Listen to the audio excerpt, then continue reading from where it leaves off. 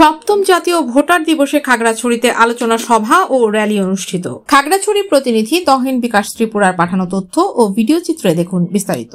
তোমার আমার বাংলাদেশে ভোট দিব মিলেমিশে, এই প্রতিপাদ্যকে সামনে রেখে সপ্তম জাতীয় ভোটার দিবস উপলক্ষে খাগড়াছড়িতে আলোচনা সভা ও র্যালি অনুষ্ঠিত হয়েছে। রবিবার সকালে খাগড়াছড়ি জেলা নির্বাচন অফিস প্রাঙ্গণ থেকে একটি সংক্ষিপ্ত র্যালি বের করা হয়। পরে জেলা নির্বাচন অফিসারের সম্মেলন কক্ষে এক আলোচনা সভা অনুষ্ঠিত হয়। অনুষ্ঠানে প্রধান অতিথি হিসেবে উপস্থিত ছিলেন খাগড়াছড়ি জেলা প্রশাসক ABM ইফতেখারুল ইসলাম খন্দকার।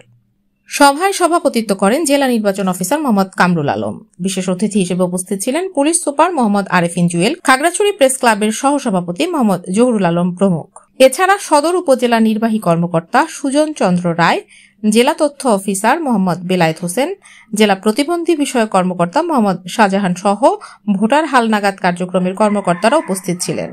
বক্তারা বলেন, ভোটাধিকার নিশ্চিত করা প্রতিটি নাগরিকের দায়িত্ব। জনগণের ভোটাধিকার সঠিকভাবে প্রয়োগের মাধ্যমে মুক্তিযুদ্ধের চেতনা বাস্তবায়ন করতে হবে। আলোচনা সভা শেষে নতুন ভোটার ও NID সংশোধন আবেদনকারীদের মাঝে জাতীয় পরিচয়পত্র বিতরণ করা হয়। জাতীয় ভোটার দিবসের এই আয়োজন নতুন ও তরুণ ভোটারদের মধ্যে ভোটাধিকার সম্পর্কে সচেতনতা বাড়াতে ভূমিকা রাখবে বলে আশা করছেন আয়োজকরা।